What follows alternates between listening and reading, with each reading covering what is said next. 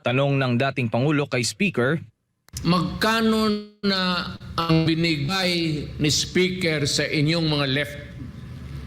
Kasi baka yung pera na binigay sa inyo extra sa inyong mga salary. Ayan, ayan.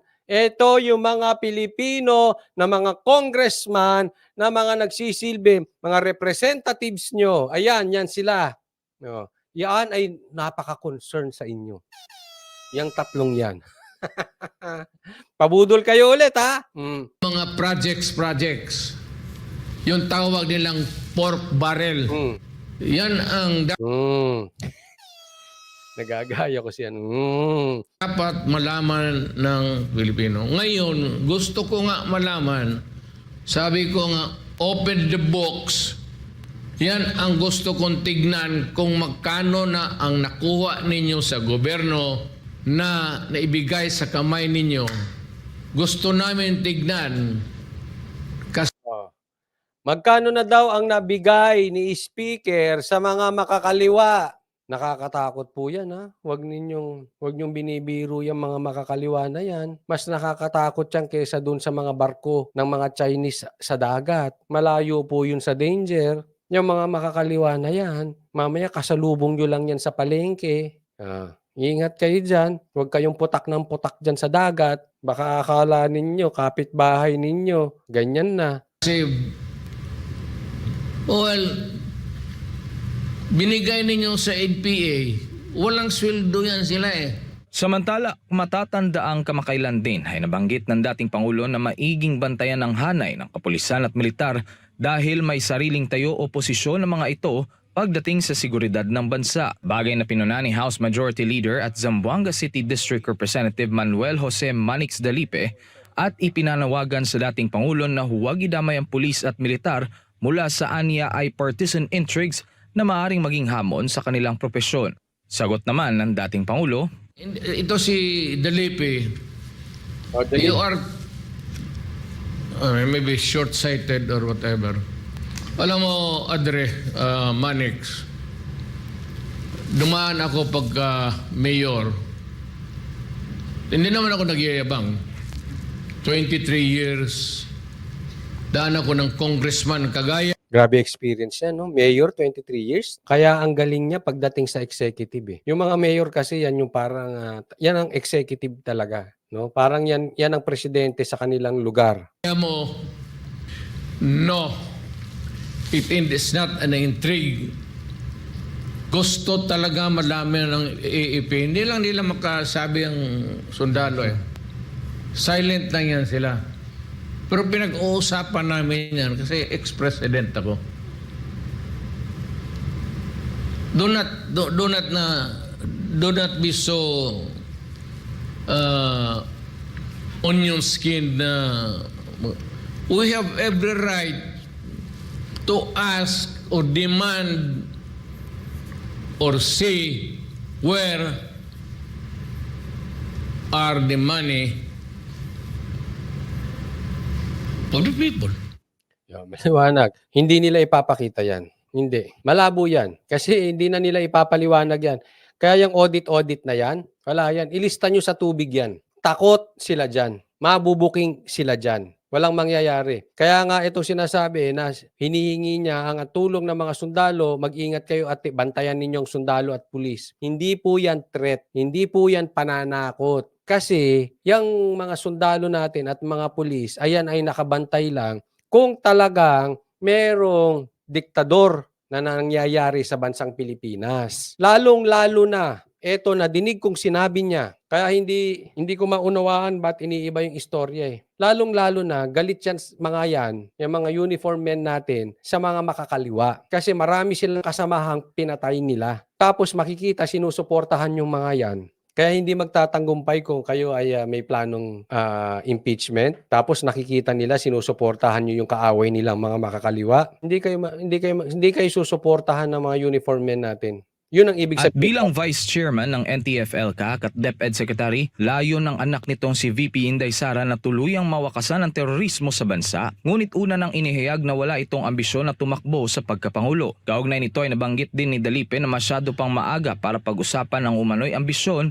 sa pagkapangulo ni House Speaker Romualdez. Sagot naman ng dating Pangulo, dapat na maging maingat si Dalipe sa mga binibitawan nitong salita. Alam mo, kayo, Dalipe, and company, remember this. The presidency is God-given. Yun. Period. Ako, completely, 1,000% naniniwala ako kay PRRD. Presidency is God-given. Nakatadhana yan. Meron akong ikakwento sa inyo. Merong isang hari na tinalaga ng Diyos na maging hari. Pangalan niya David. Pinangakuan siya magiging hari, pero pagkatagal-tagal hindi siya nagiging hari. Yung hari, pinapatay pa siya. Gusto siyang patayin, pinapapatay siya, kinakalaban siya. Lahat nagalit. Kasi, bakit? This is another story of David and Goliath. Kaya nga minsan nako-compare ko dito si Sarah as the David. Talagang siya. Dahil naiinggit yung hari kay David dahil accomplished si David eh. Hindi ko na lang sasabihin kung ano-ano kasi medyo hindi maganda pakinggan dito. But accomplished siya.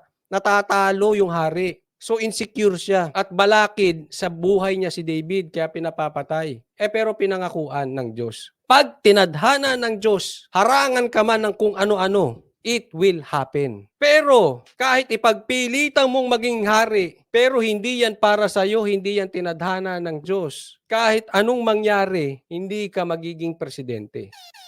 And I exactly believe sa sinabi ni PRRD. Totoong-totoo yan. Tadhana po yan. Ano yan? Blessing yan. Kaya sa madaling salita, you do your part. Kung gusto mo yung ambisyon na yan, walang masama dyan. Pero huwag mong pilitin. Baka dumugo. Kasi kung para sa'yo yan, para sa'yo yan. Yan rin ang sinabi ko kay Inday. Hindi ko nga alam bakit ako na presidente hanggang ngayon anak ng... Totoo. Hindi mo talaga... Wala akong pera, wala akong ano. Basta, alam mo, pag ayaw ka ng Diyos maging presidente, patayin ka niya. Makabayan Black, Franz Castro, kasuhan niyo ulit si PRRD, grave threat. Patayin ka raw niya. Iba na naman ang intindi nila dyan, mga bubita kasi. Demanda na naman yan. May nagsabi dito, Grace Norgard, pag andyan ang smart magic, mananalo si Romualdez at Sandro. May punto ka, Grace Norgard. Pwede. Pero sa isang banda, sundan ko yung sinabi ni PRRD na alin, ang presidency is a God-given. Pag ginusto ng Diyos, mangyayari. At yan ay blessing ng Diyos. According to PRRD and according to the Bible, totoo po yan. Kaya kahit na sabihin natin na may smart magic pa, I believe 1,000% God is above smart magic. Maraming paraan gagawin ng Diyos kung yan ay para talaga kay Sarah or kung kahit panino yan. Tama yung sinabi ni PRRD. Pipilitan mo, patayin ka niya. Sabihin lang ng Diyos, huwag kang huminga ng 30 seconds, patay. 'Di ba? Sabihin lang niya na yung sakit mo, hindi niya naaawatin, patay. 'Di ba? Kasi hindi talaga para sa iyo, pinipilit mo. Pero kung para sa iyo 'yan, hindi ko sinasabing maging passive ka, you be proactive. You do your best para makamtan mo 'yun. But at the end of the day, nasa Diyos pa rin ang pagpapala. Estrella Rono, medyo kasi mapupunta tayo sa paano yung naging presidente na nandaya? Ito po sa aking paniwala. May purpose ang Diyos diyan sa lahat. Sa lahat ng bagay. Kahit yung mga hari dati na masasama, hinayaan ng Diyos mangyari yun. Same thing na may mga bagay na hinahayaan ng Diyos na evil na nangyayari. Posibleng may ano yun, may magandang plano ang Diyos doon. Halimbawa, matigas ulo nyo tuturuan ko kay eleksyon. Diba? Parang ano yan, parang bisyo. Sinabi ko, bawal yung bisyo na yan. Bawal. Ilang beses ka inaawat ka ng Diyos. Bawal yan. Nahuli ka na, hindi ka nakinig. Nakulong ka na, hindi ka nakinig. Nakalabas ka ulit. Bawal yan. Paulit-ulit ka. O sige, ayaw mo makinig talaga. Pinagsasabihan na kita. Ibigay ko na sa'yo yung bisyo mo. Ayaw makinig eh. Para maturuan ng leksyon. Possible, ganun din. Pagka may mga nangyari, bakit nanalo yan? Tigas kasi ng ulo natin di ba? Panatiko tayo. Hindi. With smart magic not smart magic, let's admit, mga Pilipinos, may pagkapanatiko tayo, di ba? May mga umaamin nga dito na budol eh. So, hindi natin matatanggi yun. But anyway, tama yung sinabi ni PRD. Ihulog yung eroplano sa sinakyan mo, What? o madisgrasya ka, o heart attack ka. Ganun lang yan. God will eliminate the others to pave the way for His chosen. Sabi, salamat coach, babawiin din pala, okay na ako. Kaya nga, we trust God, and then since we are a Christian country, we trust God, and we surrender everything to Him. As we do our part, we do our best, the result, we surrender to God. Ganun lang naman yun eh. Minsan, hindi maganda nangyayari. But then again, kaya nga mo nga sinurrender eh. Dapat complete surrender. You don't surrender 99%. You surrender 100%. Sabi nga, di ba? Sabi naman ni Hani, same yung kapitan, nanalo, pinatay nung unang araw. Di ba? Si David, ang daming gustong pumatay kay David. Nangyari naman yung plano ng Diyos eh. Di ba? Yun. Yes. God-given talaga yung leadership. Yes. So, Adre, magdandahan ka lang. I know that. Dahan. Easy lang kayo. Easy lang. Pero sa akin kasi ganito. Ako naniniwala dapat talaga magbanata ng mga politiko. But not now. 2027, pag marapit na eleksyon, na makita ng tao kung sino talaga ang matino. Sino talaga yung hindi magandang ginagawa, ibulgar ninyo. But for the meantime, trabaho muna. Magkasundo muna kayong lahat para pababain nyo yung presyo. Isipin ninyo, ang taas ng presyo, pinag-uusapan, impeachment. May panahon. There is a time for everything. Sabi nga, there is a time to sleep, there is a time to work, there is a time to eat. Now is the time to work, and there is a time for election. Napakaaga. Wag muna. You are the mouthpiece of... Be careful of what you utter. It might not really be politically correct.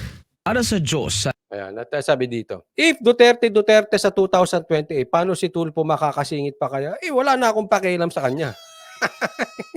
Duterte na yan eh. Sabi ni Dennis, pasensya, sorry po ha.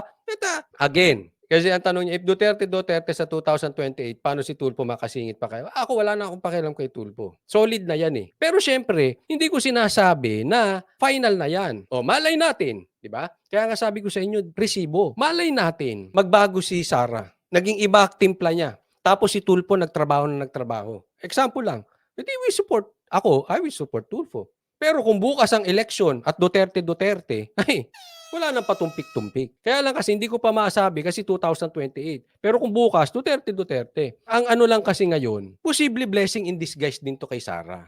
Tingnan mo mabuti ha. Kung mangyayari yung Duterte sa 2028, ako'y naniniwala na malaking posibilidad that the Sara of 2022 is totally different from the Sara sa 2028. Kasi marami na yang natutunan. Hindi na yan mabilis mabola. Hindi na yan papabudol. Alam na niya ang laro ng politika. At iba ang wisdom ng tatay. This time, makikinig na yan sa tatay. Kita nyo naman, iba na eh. Yung dati, nagpasaway yan. Pinatatakbong president, iba ginawa. Pero sa nangyari ngayon, alam na niya, itong si PRRD, hindi lang matanda, hindi lang tatay. Una, alam niya, magaling talaga. Pangalawa, ang nasa isip ni PRRD, yung best ng anak. Kita niya mahal. Alam kong hindi naman nagduda si Sara doon. Kaya lang, siguro, it happens to the best of us. Sa akin din. Minsan may dumarating yung pagkarebelde natin sa magulang. Pero imposibleng hindi natuto si Sara sa nangyayari ngayon. Maybe. Ako'y naniniwala ako sa mga bagay-bagay. Kung talaga si Sara ang tinadhana ng Diyos. Hindi ko pa alam kung si Sara talaga ang tinadhana ng Diyos para maging presidente sa 2028, God is preparing her. Yung nangyayari ngayon is a preparation. Tatandaan po natin, yung mga nangyayari sa buhay natin, God is preparing you to something bigger. Bigger than what you expect, bigger than yourself. Kung hindi nangyayari ito, pa-relax. Baka hanggang ngayon, nabobola pa si Sara. Di ba? Dahil sa nangyari ngayon, ay ang talas. Ang talas na ni Sara. Hindi na siya mabobola.